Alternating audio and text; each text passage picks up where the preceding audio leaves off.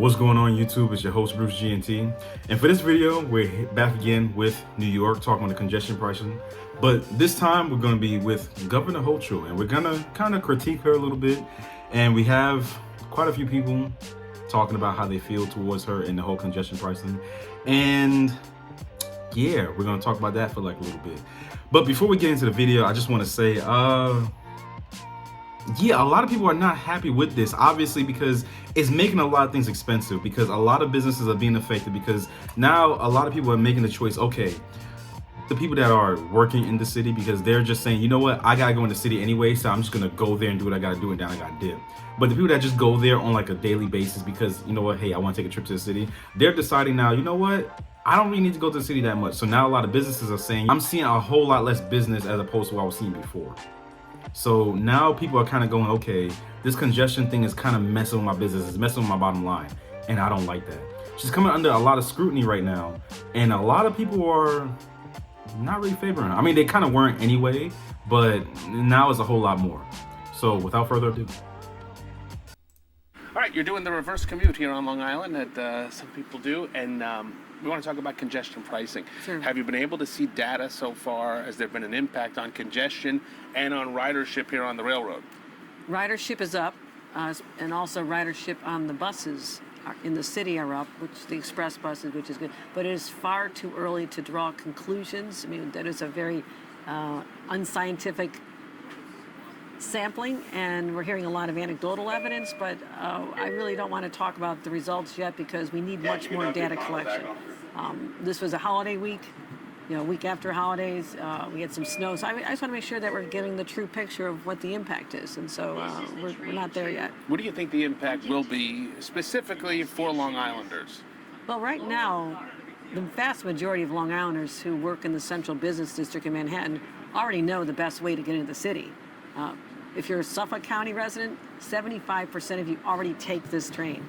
Nassau County, it's already 80%. So what we're doing is listening to the needs of the vast majority. I like how she's not talking about, because she's on the LIR, which is the Long Island Railroad. She's not talking about when they get off that train to get on the local trains to get into the city. $1.5 billion. A lot of Long Islanders don't want to take the train because they have to take those local trains because they don't feel safe. They talk about it all the time. They don't like taking the train. So we're going to keep investing. This is a superior system, and I want to make sure it stays that way. The reliability, we broke records in November, 96% on-time arrivals. I don't know a single other system that can claim that. That is extraordinary. Customer satisfaction, 76%. I don't think people are that happy about anything else in life. So these are good metrics. I just want to let people know, if you've not considered this as an option, please think about it. This is really the smartest, best way to get into the city, and it's a lot less expensive than having to pay to park, and the garages are very expensive. So we just want people to see that these investments are going to pay off for them. I understand the impact it has on people. That's why I fought really hard to reduce the cost. It was supposed to be $15. This is set in law, by the way. This is the law of the state of New York requires congestion pricing. It went in place years ago. Also, she needs to be on that train at around like 4 or 5 o'clock on a weekday. That's when you really see how packed it is, because trust me, it is not that empty. What do you say to Long Islanders, and you've heard from them, who feel like they're getting nickel and dimed every which way, and they look at this and they say, I don't go in the city all that often, but this feels like it's a tax on me. It's a fee that's directly positioned on me to help New York City, to help an MTA system maybe I don't even use. Again, people have options, right? I mean, if we didn't have this system and this was the only way to do it, it would be unfair to them. But they also have a system that is the lifeline of this whole region. Without this, New York City, the metropolitan area, Long Island would not be the vibrant places that are growing, that people are coming to. I mean, this is an explosive area where there's 53,000 more jobs on Long Island just since I became governor. So people want to be here, but they also have to be able to get around. They have to be able to get around, eat with ease, and that's why these billions of dollars investments in this station that need to be paid for are so critically important. Do you think the decision to pause congestion pricing a few months before the election and then bring it back right after kind of lends itself to some of those concerns people have who are saying they feel like this is, again, focused on Long Island, the suburbs, and the outer boroughs? No, there's no reason to think that, because the pause occurred after the end of session, right? I had to do it right before the end of session. We worked through our budget, so the timing was such that we needed to do it then. And I wanted the time to find a way to cut the cost of it. Otherwise, it would have gone into effect at $15. I said, that's too much. So I took that time. I had to do an enormous amount of work, a lot of litigation. I had to work with the Federal Highway Administration and Federal Department of Transportation. I had to do a lot of work to get the agreements to cut that cost by 40%. But the election had to play a role. I don't see how you say it would. It's that it was supposed to go into effect in June. I didn't choose the year that this is supposed to be implemented, right? I mean, that's just Before you were governor. before I was Right. governor, it's Yep. put in place. It goes into effect this year. I didn't choose the year. I just had to deal with the situation I've been handed, and to make sure I could do the best I could and reduce the cost of it, but also make sure that we have the money to make sure that this system continues and gets even better. And I encourage everybody to take a look at this. I've taken this before. It is extraordinary. Last question I want to ask you is about safety on the railroad and on the subway, where we know there have been significant, really scary issues Yeah, at there have play. been. How do you reassure, say, Long Islanders that you can come in, you take the LIRR into the city, Yeah. hop on a subway, and get to your destination safely? I just came through Grand Central Madison, which, by the way, if you've not seen it, it is a showcase. It is something that is Like, honestly, you can't loiter there. I remember I went through there 'cause I was coming back from Jersey, and I went to Dunkin', and it was like a few guys. I don't think they were homeless or anything like that. I think they were just standing there talking. Police officer, young woman, she came through. She's like, "Yeah, I gotta move." And he's like, "What are you talking about?" I was like, "No, I don't even want to hear it. You gotta move." They on top of it. They on top of it down there. So, he's talking about the subway. I know damn well you're not going through no subway.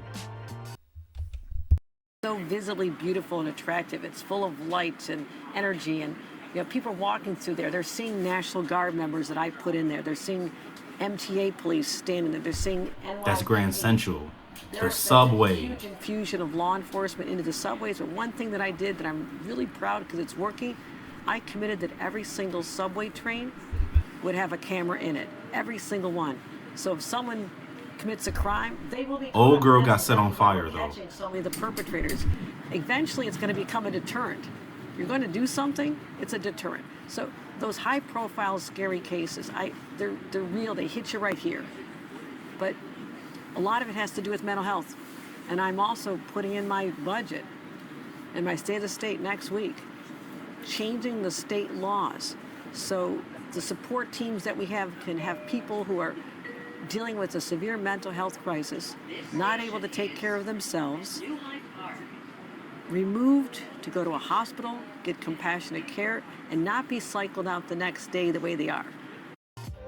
Yeah, that's been an issue since I was a kid. I'm 26 right now, all right? So about 14 or so years. Yeah, so essentially the safety, essentially her method to ensure you guys are safe is that eventually it's going to be a deterrent. So let's just see how one of her advocates fared when it came to, her safety being made a priority, right? Let's see how that fared out for her.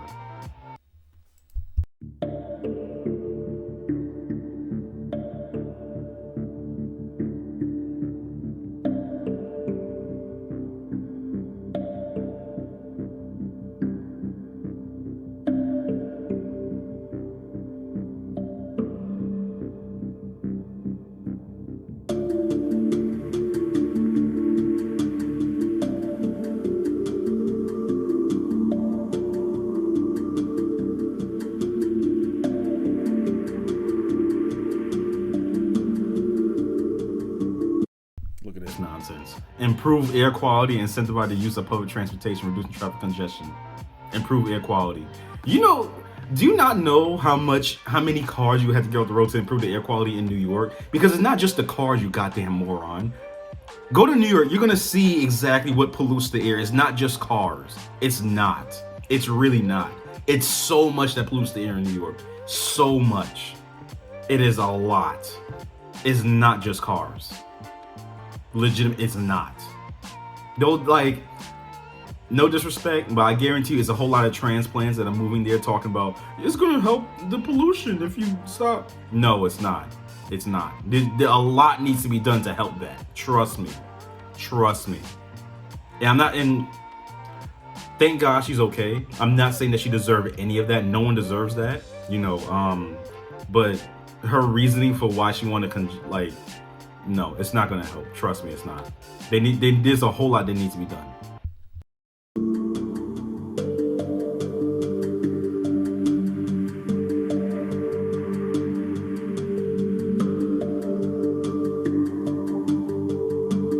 Well, ma'am, you and other people that have been attacked and or harmed and, you know, sadly, life taken, it's okay because eventually people will be, you know, incentivized to not attack because, you know, that camera quality is fantastic. I mean, they did find him, so, you know, that will be, you know, a deterrent eventually. So, you know, you have that to look forward to. But let's jump in because a GOP council member, Joanne Ariola. Yeah. I'm not going to say that, but you see it. You see it. I'm not going to say it, but you see it. Yeah, she has a lot to say about Hochul. Govenor Hochul. Sorry, I'm going to put some respect on her name. This was something that Kathy Hochul paused just to help her down ballot candidates that were on the ballot for November 5th. And it was an effective pause. And then she didn't even have the decency to wait a respectable amount of time before she reinstituted it. And she lied again, I believe, by saying you're getting it at a reduced rate when she'll pull the same thing that London did at a reduced rate and immediately raise it as soon as it was enacted. And we're kind of hearing something like that because now there are reports that the MTA's budget has a $33 billion hole in it. And how are they going? I did a little research on that. Yeah. A $33 billion budget deficit. I've said it in previous videos. The MTA is just a black hole for money. They have mismanaged funds so much. They need to be audited. Truly, they need to be audited. The whole MTA. It is just a money pit. To fill that, but raising taxes, perhaps even a larger toll. What do you think about that? I think the MTA is a money pit. Never, ever will it be enough. There will never be enough money. If they just took the fare evaders and made them pay their way instead of handing out literature so that they can educate them that they're supposed to pay when they get on a train or bus, as if who doesn't know that? You know that there's a fee. And let's just talk about that fee. Not only were we hit with congestion pricing, but the buses went up. Your Metro card is now being charged extra. Your trains, the bridges and tunnels. This is ridiculous. That bridges and tunnels toll was actually a mother effort because I'm gonna tell you what, I freaking hate when I gotta drive up there and I gotta go to Jersey. Man, tell me why I have a $50 bill and when I'm going anywhere that it done. And I'm sitting there like, yo, where's the money going to? It's to help the bridge. For 20 years? 20 years? Doesn't make sense. Y'all robbing people. Robbing people without gun. That's exactly what y'all doing. Kathy Hochul's way of picking our pockets after she was voted in and an Assembly and Senate that agrees with her and rubber stamps everything that she does. I ride the subway, I transfer trains, so I am on 4 trains a day. I see people hopping over the turnstiles all the time. So do you think, realistically speaking here, if you raise the price of the fare from $2.90 to $3 or whatever it's going to be, do you think all of a sudden someone who hops the turnstile is going to say, you know what, I'm going to pay that? Is that the effective solution? Should they put something else aside from the turnstile there? What does that look like? Because this solution, as you said, allegedly, I knew of a guy that at one point or another would go underneath the turnstile until he got too big, and then allegedly, and then, you know, he would jump it from time to time, you know, especially when he would forget his Metro card. He or she would forget their Metro card. So, you know, yeah, it's not really gonna do much. Unless you have a police officer stationed every, you know, at certain train stations, I'm not gonna say which ones, they would have an attendant there, and at this specific train station, allegedly there would be a attendant that would be on their phone, and she would fall asleep with her phone in her hand like that quite often, and make it easy for people to just hop in or go under the turnstile. This is all alleged. I don't know who this person is. I just saw them quite a bit. You know what I'm saying? It almost sounds like not the most effective way to be managing the money. They don't manage their money well. And maybe Jan Oliver should look at his $400,000 plus salary and what they spend on their administrative salaries.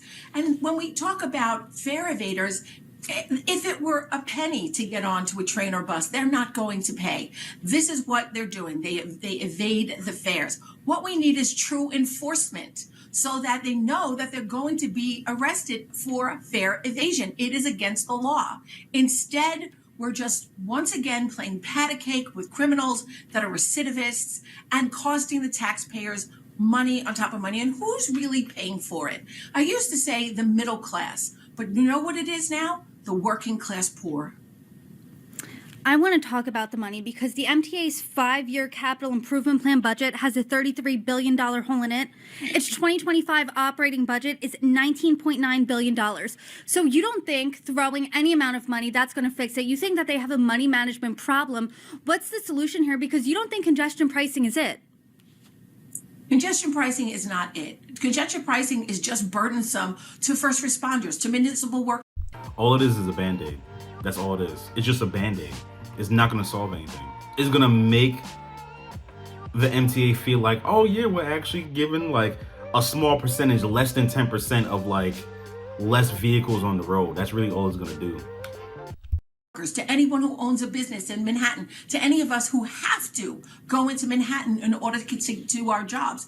That's what congestion pricing burdens, and it is not going to help the MTA. It's just like when all the casinos were supposed to give money towards education, and then all of a sudden, downstate, where all the money is being spent at casinos, we're seeing so little of that money. It's going to be the same thing. The money that the city of New York is supposed to realize from congestion pricing will never be realized.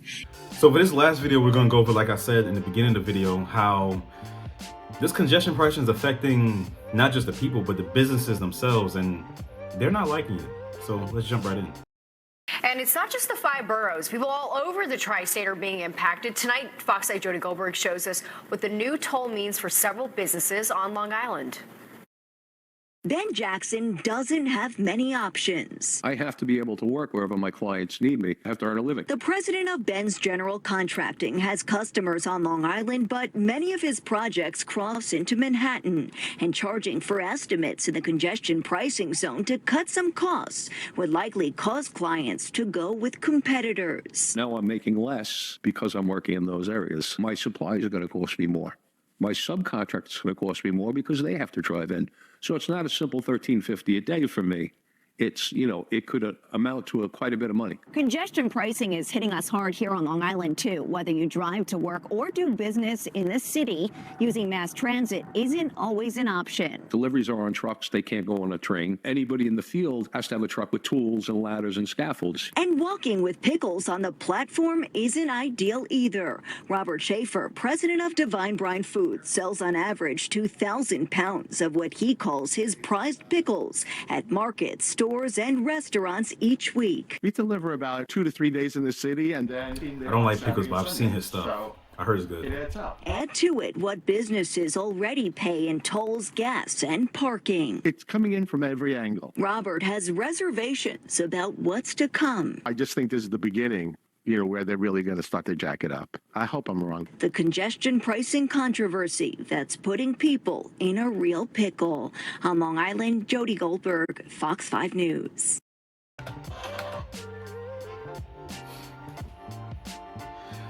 Yeah, so let me know what you guys think. I mean, honestly, I can see this, and I've said it before in my other videos, I can see us getting a whole lot worse. I see people turning on Governor Hochul and really giving her the business. I saw something, I'm not too sure how true it is, and I wanted to do my research on it before I spoke on it, but I saw something that like Andrew Cuomo, his numbers are surging in like polls, but he's not on ballot, so kind of interesting. So I didn't want to like talk too much about it because I don't know enough about it, and I just saw like a little headline for it. But yeah, that's it for this video. Something short, you know. I just wanted to kind of like throw it out there so you guys could know what's going on, especially when it comes to NYC and the congestion pricing. I need to talk more about what's going on in Atlanta because, you know, that's where I am. But that's it for this video. If you enjoyed it, if you have anything to say, you know, let me know. Leave a like, a comment, subscribe if you want more, and yeah, see you guys next time. Peace.